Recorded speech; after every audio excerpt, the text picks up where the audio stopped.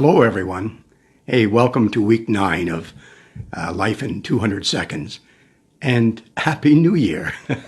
Hey, the New Year is always that time when all these resolutions are made, right? So we look at the things we've done over the last year, and we knew we can improve upon them, so we forgive ourselves for what we did in the past and resolve to change it in the future. That's kind of a thing a lot of us do. So there's these two guys, young guys, and they made a resolution that they want to improve their lot in life financially. So they thought they'd do that by entering the world of crime.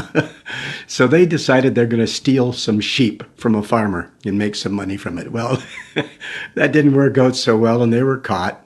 But this little village they were in, they really didn't have any jails or judges or anything like that. So in other words, the way they handled it was they decided to brand these two guys. So they took a branding iron and shoved it against their forehead and were telling everybody that they're sheep thieves.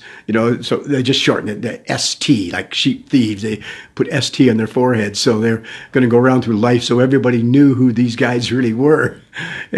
Kind of funny. So here's these two guys who are now known to be sheep thieves.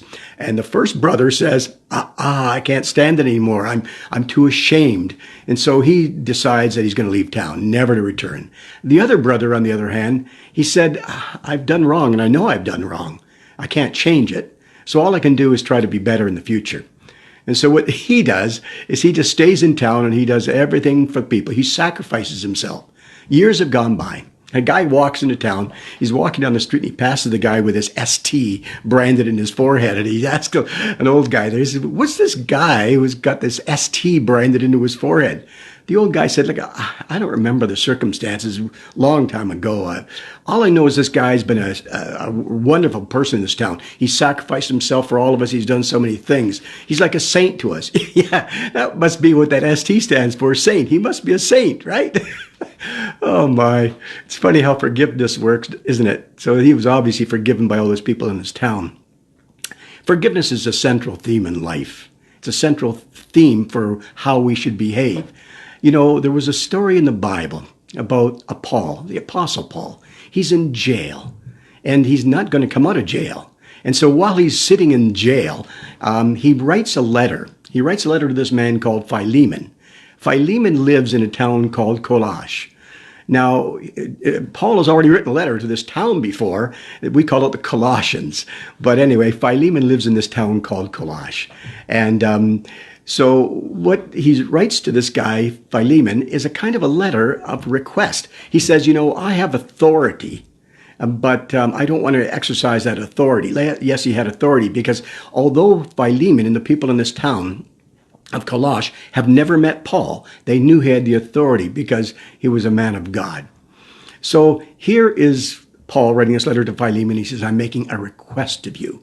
I have this young man. I'm really his father now, and he's really my son. And he looks after me here in prison, brings me food and stuff like that. His name is Onesimus. And I'm going to send him with another guy to your town to minister to you. Now, here's the crazy part of the story. This guy, Onesimus, was a former slave of Philemon. Yeah, he ran away. He evidently did something wrong to Philemon, and yet Paul is sending him back there. And he's saying to Philemon, hey, I want you to receive him, not as a slave, not as a useless person. He's useful. He's beneficial. In fact, that's what his name means in the old languages. Anyway, he says, I want you to receive him as your brother, just as your son. Just receive him just like it was as if it was me. And when you do that, I also want you to do something else. Anything he owes you, any wrong he's done, put it on my account. Wow.